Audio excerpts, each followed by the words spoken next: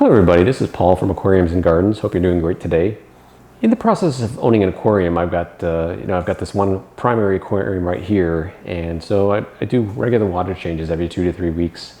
I don't really test, as I mentioned in another video, because I've got it to a point where I'm changing enough water, and the fish are doing great. Some of the fish are breeding. I've got plants in there, and they're doing great. So I have really no reason to kind of go and test on a regular basis. I do test periodically just to make sure everything's within line, but on the most part, I don't need to test. But besides that, when you're doing water changes, you're taking out that water. A question might be, what do you do with that water?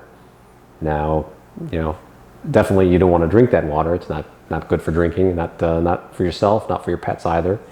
So with that water, what I do with it is I actually end up using it in my garden. So especially, you've got this water in here that you're changing out. It's got built up nitrates in there. It's got other stuff in there, especially if you're cleaning the filters. Once that water is taken out, there's the mulm, so to speak, that's in there. It's got some bacteria as well that attach to that mulm and some of the other stuff. The particulate that you take out of the tank when you're cleaning the tank. So that water is actually pretty useful for your garden plants. It could be used outdoors. If you have some indoor plants, you can use it in your indoor plants as well. That's what I do is I take it out into a larger bucket and I'll push it out onto the deck over there, and using the same pump, I'll just pump it off into my watering can, and then from there I'll just distribute it in my garden. So the benefits for that though is, as I mentioned in my other video, which I will share a link up above there. When you do get a chance, please like and subscribe to this channel. It helps us out greatly. So after I've taken the water out of the tank, it's going into a separate container, and I'm taking it out on the deck, then I'll basically put that into a watering can and water the garden with that. The reason I do that though is because of the nitrates in the water. That's one of the reasons we're primarily doing water changes, is to help reduce those nitrates if you don't have another means, either some sort of chemical means, nitrate reduction means, or you don't have plants in there. So the plants do take the nitrates out of the tank, so that helps, but there's still nitrates in there, depending on how much you feed the tank, what other biological activity is going on there as well. So those nitrates though, if you go look at your common garden fertilizers, you'll see that one of the primary ingredients is some sort of nitrogen source. So that's what the nitrate is. It's a nitrogen source. And your plants love that. So by taking that water out rather than just dumping it down the drain, wasting it, you're putting it in your garden, you're putting it in your indoor plants, you're giving them some nutrients there that your tank created. So that's a great use for your garden. In my case, you can check out some of my other videos about my gardens. And, I don't really use fertilizers in my gardens because I've got a bokashi composting system that works pretty well. Like I said, I use the aquarium water, which has a great source of nitrogen, and then the plants benefit from that.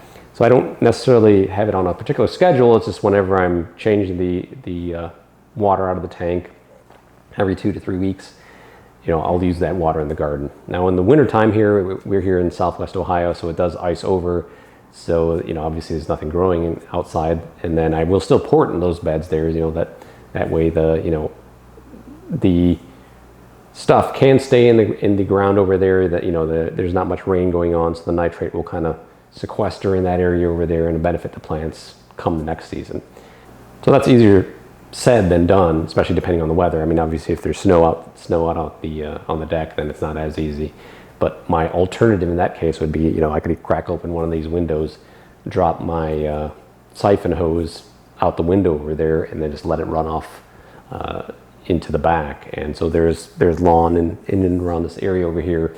So another thing that the aquarium water will benefit is your lawn as well too. So everybody who wants to keep those immaculate lawns, they'll fertilize it periodically. The same thing, the aquarium water will also fertilize your lawn. So rather than dumping it down the drain, it has to go to a sewage treatment plant. They have to treat the water over there.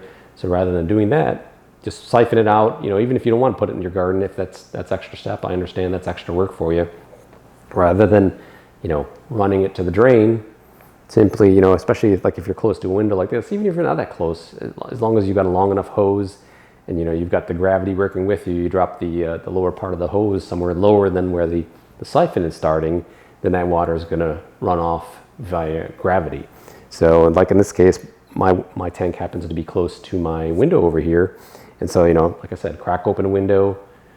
Even if you don't have a long enough siphon hose, you can attach one of the ends of the siphon hose into another garden hose and just let it run off out to the outdoors over there into your lawn.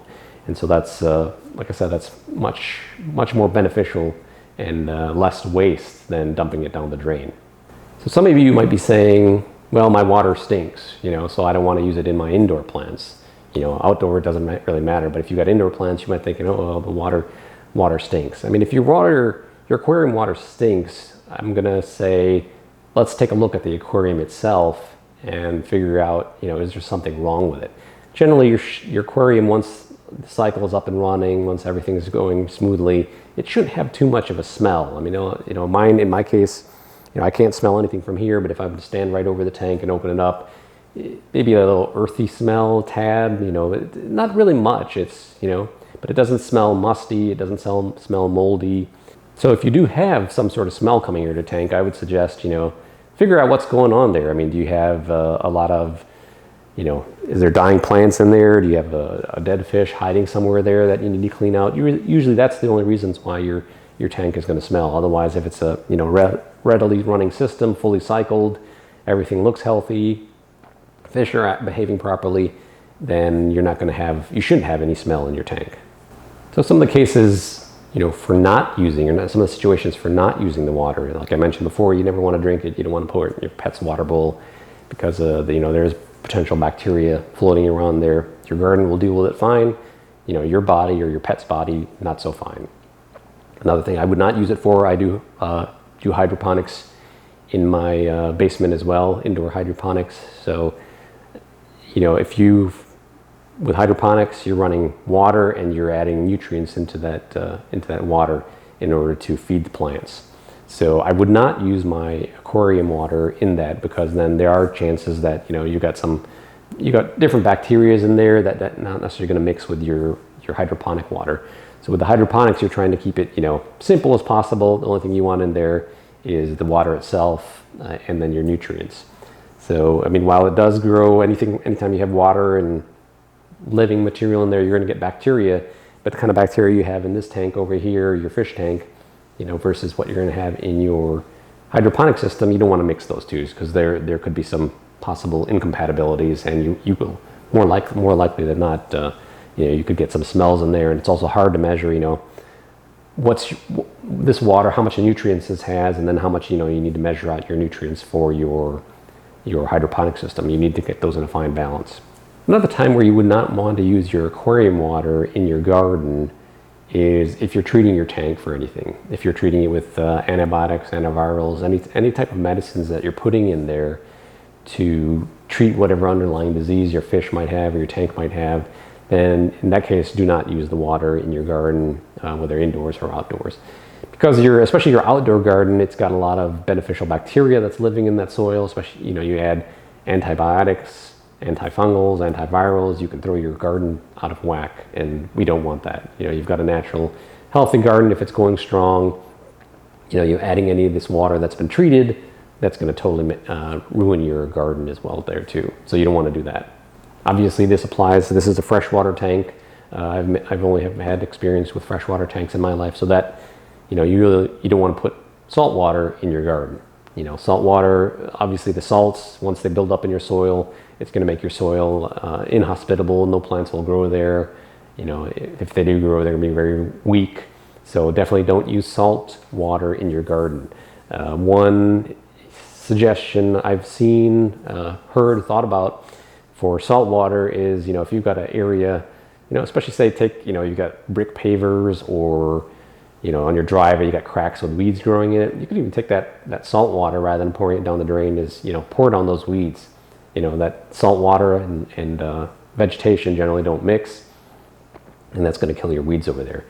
Now, you want to be careful about putting that where you've got other plants over there, because that salt does build up over time, and that anytime it rains, it'll kind of spread around that area, and that could cause problems for your other plants.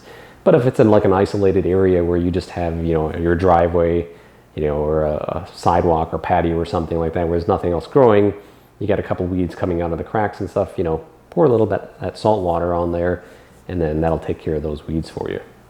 So when you're doing your water changes, another thing that I like to do is, especially when I'm squeezing out my filters, I've got a sponge filter on that side, and I've got the mechanical filters with sponges in the inside over here.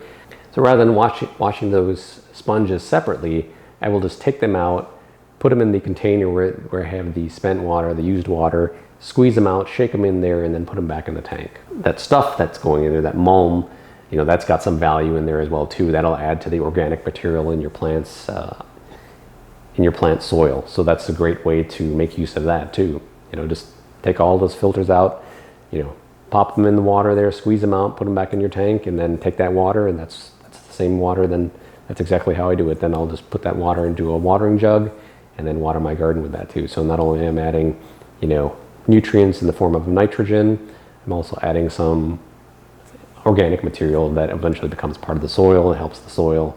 You got other beneficial bacteria over there. So that's all I've got for this video. Hope you find it informative. Please let me know, what are your thoughts? I mean, have you ever used your aquarium water in your garden, and what were your results? Would you consider using your aquarium now in the future for your garden or your indoor plants? Why or why not? And then if you could, please hit the like button, subscribe to the channel, and I'll see you next time. Thank you.